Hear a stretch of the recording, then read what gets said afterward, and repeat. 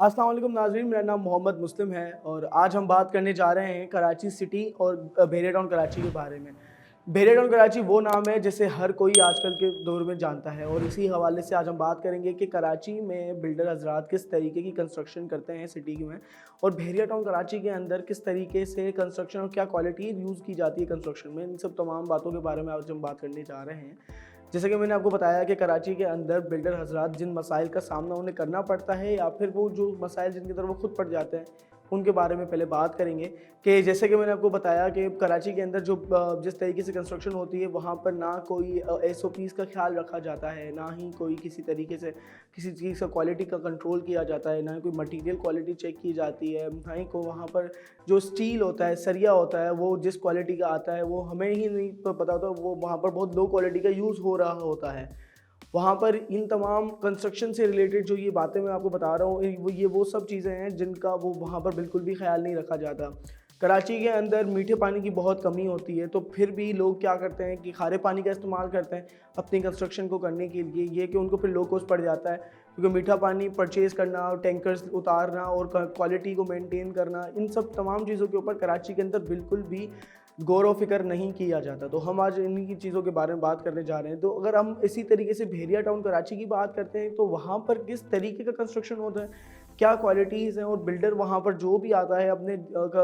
Customers को अपनी चीज़ें प्रोजेक्ट्स वगैरह डिलीवर करने के लिए, तो क्या वो क्वालिटी उनको दे रहा है जिस तरीके का वो उनसे उनसे चार्ज कर रहा होता है अपनी अमाउंट वगैरह। तो जैसे कि मैंने आपको बताया कि भेरिया के अंदर जो बिल्डर होता है वहाँ पर जब भी कंस्ट्रक्शन स्टार्ट होती है तो सबसे पहले जो काम होता है वो वहाँ का सॉइल टेस्ट होता है। सॉइल टेस्ट से मुराद ये है कि ज़मीन जो कि है वो कितने मतलब वहाँ पर कितना ज़्यादा फाउंडेशन डालने के लिए हमें कितना ज़्यादा ज़मीन में खड्डा खोदना पड़ेगा, और ज़मीन के अंदर कितनी नरम ज़मीन है, कितनी हार्ड ज़मीन है, इन तमाम चीज़ों को सबसे पहले वहाँ पर चेक किया जाता है। उसके बाद आपके मटेरियल क्वालिटी को चेक की जाती है। वहाँ पर जो स्टील या आयरन आपका यूज़ होता है वो हमेशा ए क्वालिटी का ही यूज़ होता है, क्योंकि भेरिया इन तमाम चीज़ों के ऊपर बहुत ज़्यादा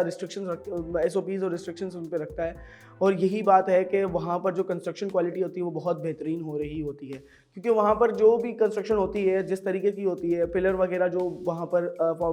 लगाए जाते हैं अपनी कंस्ट्रक्शन और बिल्डिंग वगैरह कुछ बनाने के लिए, तो उन तमाम चीज़ों को भेरिया काफ़ी ज़बरदस्त तरीके से चेक कर रहा होता है। अच्छा, ये मुद्दा मेरे दिमाग में कैसे आया कि ये मैं आपसे आज कैसे शेयर करूँ। रिसेंटली कल मुझे मेरे फ्रेंड मिले थे मुईज़ अली। मुईज़ अली ने मुझे बोला कि मुस्लिम भाई, आप मुझे बता सकते हैं कि यार कराची में मुझे कोई चीज़ परचेज़ करनी चाहिए या फिर भेरिया के अंदर, या फिर अगर मैं कंस्ट्रक्शन कराना चाहूँ कराची में किसी ठेकेदार से, या फिर मैं भेरिया में कंस्ट्रक्शन कराऊँ कोई अपना प्लॉट या ज़मीन लेकर, तो मैंने उन्हें स्ट्रेट फॉरवर्ड ये मशवरा दिया कि Bheria is the best place for the construction. उसकी वजह ये है कि वहाँ पर क्वालिटी कंट्रोल बहुत मेंटेन किया जाता है, एसओपीज़ का बहुत ख्याल रखा जाता है। कराची में ऐसा नहीं होता। अगर हम एक अपार्टमेंट की ही बात करते हैं, यहाँ पर कराची में कोई भी अपार्टमेंट, कोई भी बिल्डिंग तैयार होती है जहाँ पर हम अपार्टमेंट लेने के लिए जा रहे होते हैं, हमें बिल्कुल भी आइडिया नहीं होता कि वहाँ की कंस्ट्रक्शन क्वालिटी कैसी है, क्योंकि न्यू बिल्डिंग होती है तो हम इतना अंदाज़ा भी नहीं लगा सकते कि यहाँ पर मटेरियल कौन सा यूज़ किया गया है, या फिर यहाँ पर क्या सिचुएशन है और किस तरीके से चीज़ें यहाँ पर डिलीवर की जाती हैं। हालाँकि भेरिया के अंदर ऐसा नहीं है, क्योंकि जैसे कि मैंने आपको बताया वहाँ पर ट्रांसपेरेंसी के तरीके से काम हो रहा होता है। हर किसी को ट्रस्ट होता है बिल्डर्स के ऊपर, क्योंकि वहाँ का जो काम होता है वो भेरिया खुद सब चीज़ें चेक एंड बैलेंस करके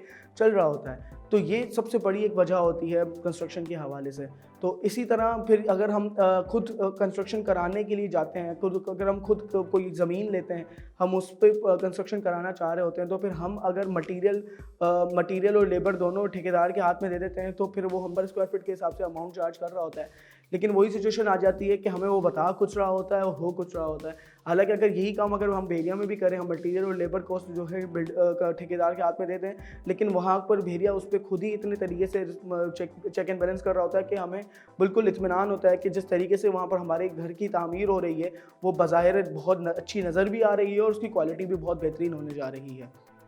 ये एक सबसे बड़ी कॉमन वजह थी जो मैंने आपको बताई कि कराची के अंदर कंस्ट्रक्शन और भेरिया के अंदर कंस्ट्रक्शन में कितना फ़र्क है। इसके बाद हम आ जाते हैं डॉक्यूमेंटेशन के ऊपर। रिसेंटली जो नस्ला टावर का सिनेरियो हुआ, आप लोगों ने देखा कि कंस्ट्रक्शन चाहे जैसी भी थी, लेकिन बैक एंड पे डॉक्यूमेंट्स के ऊपर बहुत बड़ा मसला क्रिएट हुआ। क्योंकि एनओसीज उसकी तमाम मुकम्मल नहीं थी, क्योंकि कुछ एक्स्ट्रा स्पेस उन लोगों ने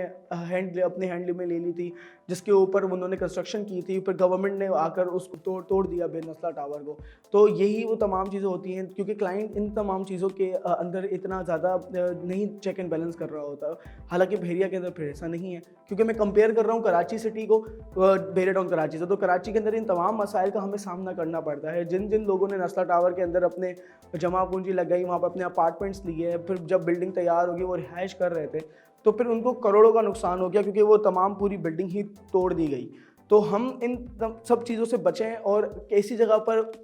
अपने अमाउंट लगाएं जहाँ पर हमें फुल ही तौर के ऊपर मुतमईन हो कि यार कंस्ट्रक्शन भी यहाँ पर बहुत बेहतरीन हो रही है, जो मैं अमाउंट अपनी दे रहा हूँ मुझे फ्यूचर में उसका रिटर्न भी मिलेगा, ना कि मेरे पैसे डूब जाएंगे। क्योंकि भेड़िया के अंदर डॉक्यूमेंट्स के ऊपर भी बहुत गौर फिक्र की जाती है, तो ऐसे नहीं वहाँ पर कुछ भी काम हो रहा होता। तो हम इन तमाम चीज़ों को देखें और इन तमाम चीज़ों को अपनी नज़र के साथ लेकर चलें। और यही सिचुएशन होती है कि हमें जो है कि ऐसी कंसल्टेंसी की ज़रूरत होती है जिसके थ्रू हम काम कर रहे हो। अगर आप भी भेड़िया के अंदर कंस्ट्रक्शन कराना चाहते हैं या फिर अपार्टमेंट परचेज़ करना चाहते हैं, तो हम इन तमाम चीज़ों के ऊपर डील कर रहे होते हैं। असल में फिर यही वजह होती है कि फिर क्लाइंट्स फिर हमें आकर कह रहे होते हैं कि यार मुस्लिम भाई, अब मुझे भेड़िया के अंदर कोई चीज़ दिला दें या कराची के अंदर। तो मैं उन्हें अमूमन यही मशवरा दे रहा होता हूँ कि अगर आप इन्वेस्टमेंट करना चाहते हैं तो फिर भेड़िया से अच्छी कोई जगह नहीं। अगर आप रिहाइश करना चाहते हैं तो फिर अगर आपका कारोबार पूरा हर चीज़ कराची के अंदर है, अगर वहाँ पर आप रिहाइश करना चाहते हैं तो फिर हम उन्हें वहाँ पर भी उनकी ही नीड के मुताबिक ऐसी अच्छी जगह पर, जो कि डॉक्यूमेंटेशन के हिसाब से भी मुतमईन हो, क्लियर हो, हर चीज़ हो, वहाँ पर भी उनको चीज़ें दिला रहे होते हैं। लेकिन मैं अगर आपको एक बहुत बड़ी वजह बताऊं डिलीवरी टाइम के हिसाब से भेड़िया टाउन कराची और कराची सिटी के अंदर, यही होता है कि जब भी वहाँ पर कोई भी प्रोजेक्ट वहाँ पर तामीर होने जा रहा होता है कराची के अंदर, तो फिर बिल्डर जो है कि वो हमें एक लिमिटेड टाइम प्रोवाइड कर देता है कि मैं आपको इतने टाइम में डिलीवर कर दूंगा। मिसाल के तौर पे आपको वो कहता है कि मैं 3 साल के अंदर आपको अपना प्रोजेक्ट तैयार करके और उसकी अपने अपार्टमेंट की आपको हैंड ओवर कर दूंगा। हालांकि फिर 3 साल से फिर 5 साल भी गुजर जाते हैं, 6-6 साल, 10-10 साल भी गुजर जाते हैं, वो चीज़ें तामीर ही नहीं हो पाती because of their faults of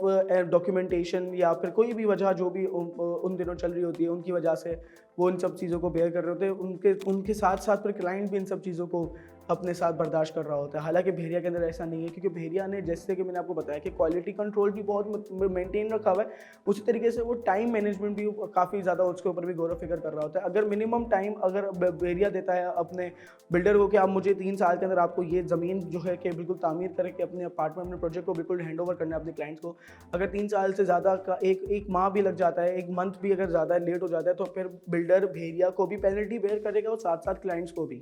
तो ये सबसे बड़ा एडवांटेज होता है क्लाइंट्स के लिए कि उनको डिलीवरी टाइम की को बिल्कुल उसके हिसाब से मुतमईन हो जाना चाहिए कि यार मुझे अगर जो टाइम बिल्डर दे रहा है तो उसी टाइम में मुझे डिलीवर करेगा। तो हम इन तमाम चीज़ों को देखें, समझें और फिर कुछ चीज़ें अपनी सरमायाकारी करने के लिए या फिर अपनी इन्वेस्टमेंट किसी ऐसी जगह पर करें जहाँ पर हमें मुतमईन होकर और चीज़ें समझ में आना चाहिए। अगर आप इन तमाम चीज़ों से रिलेटेड कुछ भी जानना चाहते हैं या फिर भेड़िया के अंदर कहीं पर भी इन्वेस्टमेंट करना चाहते हैं, चाहे वो प्लॉट्स हो या कंस्ट्रक्शन के लिहाज हो या कोई प्राइवेट बिल्डर का प्रोजेक्ट, तो आप मुझसे रब्ता कर सकते हैं। स्क्रीन के दिए गए नंबर पर आप मुझसे रब्ता कर सकते हैं। अब तक के लिए इतना ही, मिलते हैं अगली वीडियो में। अल्लाह हाफ़िज़।